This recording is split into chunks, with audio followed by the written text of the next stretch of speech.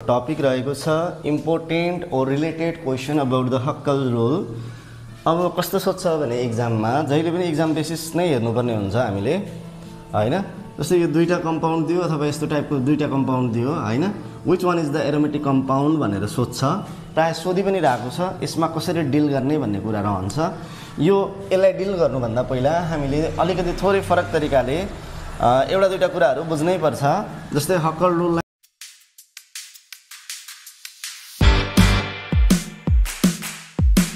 बुझ्नुभन्दा अगाडि हामीले अलिकति थोरै हेर्नुपर्ने कुरा के छ भने यसमा चाहिँ sp2 हाइब्रिडाइजेसन हुनु पर्यो एउटा हो,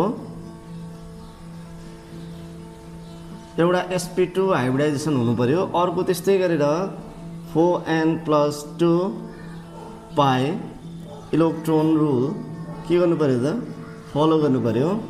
अब अर्को भनेको के छ भनेको यो भनेको प्लानर फर्ममा हुनु पर्यो, प्लानर फर्ममा हुनु पर्यो हो, यति त चाहियो, द्याट इज नेसेसरी। अर्को भनेको कन्जुगेटेड सिस्टम हुनु पर्यो, कन्जुगेट सिस्टम हुनु पर्यो है। अब यसमा हेरौँ ल, पहिला हेरौँ यो एउटा बेन्जिन हो, यो एउटा बेन्जिन होइन, किनभने यहाँनिर त एउटा बोन्ड ल्याक छ, कमी छ। How can we deal about it भन्ने टपिक आउला हैन। पहिला यसलाई हेरौँ, यहाँनिर नम्बर अफ बोन्ड गरौँ पहिला, एउटा दुईटा तिनटा छ, 3 इन्टु यसलाई 2 ले मल्टिप्लाई गरौँ, द्याट गिभ्स 6 पाई इलेक्ट्रोन। अब यो भनेको त 4n+2 पाईको कन्सेप्ट लगाइदिने हो भने we got the 6 pi value. यदि यो बराबर 6 पाई, यो 6 लेखौँ ल, यसलाई चेक गर्ने तरिका 6 लेख्ने हो भने n is equal to we get 1, that is the integer or whole number. यो त हाम्रो रुल अन्तर्गत पर्यो। तर अब यसलाई यही केसलाई लगाइदिने हो भने त्यस कारणले गर्दा अब यो चाहिँ यति कुरा भन्न सक्यो, because benzene is aromatic hydrocarbon, it shows the sp2 hybridisation and it अवे the हक्कल rule and conjugated system. तीन चारवटा यसरी भन्दा भइहाल्यो, जसरी मिलाएर लेख्दा भइहाल्यो, ठिक छ, यसमा केही समस्या छैन। अब त्यस्तै गरेर यसमा हेर्ने हो भने अब यसलाई गर्ने ल, यसलाई गरौँ त 1 2 2 2 जा 4 छ, कति आयो त 4 पाई आयो। अब यदि हो भने त 4n+2 यो पाई लगाइदिने हो भने n बराबर कति आउने रहेछ त, यो भनेको त 1/2 आयो। यो 1/2 भनेको त केमा पऱ्यो त, पोजिटिभ इन्टिजर पऱ्यो कि परेन भन्ने कुरा आयो। यो होल नम्बरमा पऱ्यो त परेन, इन्टिजरमा पऱ्यो त परेन हैन। भने पछाडि this compound does not obey the हक्कल rule due to the this fact it is not aromatic hydrocarbon भन्ने हैन। ल भइहाल्यो। अब खेला यहाँ अर्कोमा छ, पहिला बुझौँ है। अब यसमा भनेको यो भनेको यसलाई क्याटायन भन्छ, साइक्लोपेन्टाडाइनल क्याटायन। के अरे साइक्लोपेन्टाडाइनल क्याटायन। अब यसलाई भन्छ तिम्रो साइक्लोपेन्टाडाइनल एनायन, ठिक छ। अब यसमा हेरौँ है, नम्बर अफ कार्बनलाई हेर्ने हो भने यहाँनिर त हामीले यो बाहेकलाई हेर्ने हो भने त कतिवटा पायो भन्ने कुरा पनि आउँछ। अब यसलाई डबल बोन्डलाई हेरौँ हामी, सजिलो तरिका, एउटा दुईटा छ, 2 इन्टु 2 कति भयो 4 भयो, 4 पाई भयो। अब यसकोमा भएको यो पोजिटिभ आयोनले चाहिँ यसमा अरू इलेक्ट्रोन छैन है, अरू यो पाई इलेक्ट्रोन छैन है भन्छ। तर अब यसको केसमा हेर्ने हो भने त यहाँ त लोन पेयर छ। यदि लोन पेयर आएको ठाउँमा के हुन्छ भने जहिले पनि 2 पाई प्लस हुन्छ, यति कुरा बुझ्ने। अब गर्ने 1 2 हैन, 2 2 जा 4, 4 2 जा 4 + 2 6 पाई भेट्यो यहाँ टोटल। यसमा कति भेट्यो 4 पाई भेट्यो। अब हक्कल रुल लगाइहाल्ने 4n प्लस, अब हाम्रो के छ 4n+2 बराबर 4 छ। अब यो भनेको त कति भयो n/1/2 पाइयो। तर यसको केसमा हेर्ने हो भने त 4n+2 इज इक्वल टु कति भेट्यो, यहाँ 6 भेट्यो। अब n बराबर कति आयो त 1 आयो।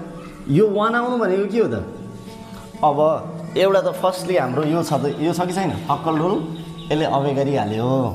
अब यसमा हाइब्रिडाइजेसन हेर्यो भने दुईटैमा sp2 हाइब्रिडाइजेसन होला अथवा नहोला तर यसको केसले यो लोन पेयरले त ल्याटरल ओभरल्याप त गर्छ हैन हामीले यसको फिगर बनाउने हो भने अब यसरी पनि हामीले हेर्न चाहिँ सकिन्छ है सजिलो छ त्यस्तो गाह्रो छैन अब यसलाई यसरी हेर्ने हो भने त यो साइड वाइज त ओभरल्याप गर्नु पर्यो यो माथिको ओभरल्याप भयो हैन अब यसको तलको पोर्सनले पनि ओभरल्याप गर्छ हैन अब यो माथिको पोर्सनले यता ओभरल्याप गर्यो है पहिला कुरा बुझौँ है यसरी हेर्ने हो भने त यो ओभरल्याप भयो ल्याटर वाइज त ओभरल्याप हैन किनभने यहाँ त लोन पेयर छ त्यो कारणले गर्दाखेरि यसलाई चाहिँ साइक्लोपेन्टाडाइनल एनायन चाहिँ के भयो त यसले हक्कल रुललाई यसरी अबे गरेको छ यदि फिगरमा हेर्ने हो भने ठीक छ तर अब हामीले जम्मी के चाहिन्छ हक्कल रुलको लागि भन्दाखेरि यति हुनु पर्यो यो चाहिँ नेसेसरी है यो एक्जाममा यो लेख्नै पर्छ there is no any chance हैन कुनै पनि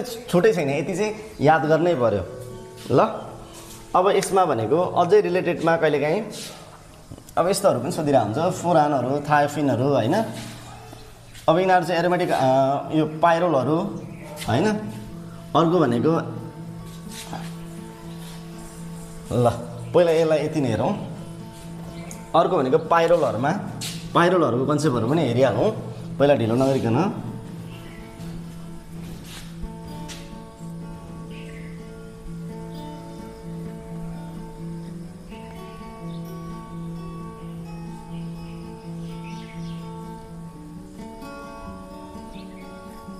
यो फुरान भनौँ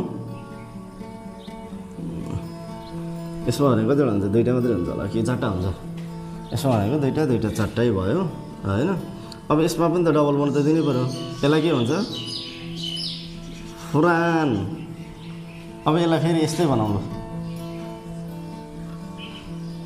यसरी उछुट्याउँ यसरी बनाउने भने हाइड्रोजन भइहाल्यो ठिक छ अब यो हाइड्रोजनको कन्सेप्टमा हेर्ने हो भने अब यसमा पनि त लोन पेयर आयो ल यसमा अब यति भयो अब थायोफिन पनि बनाइ हेरौँ ठिक छ यसलाई पनि यसरी उछुट्याउने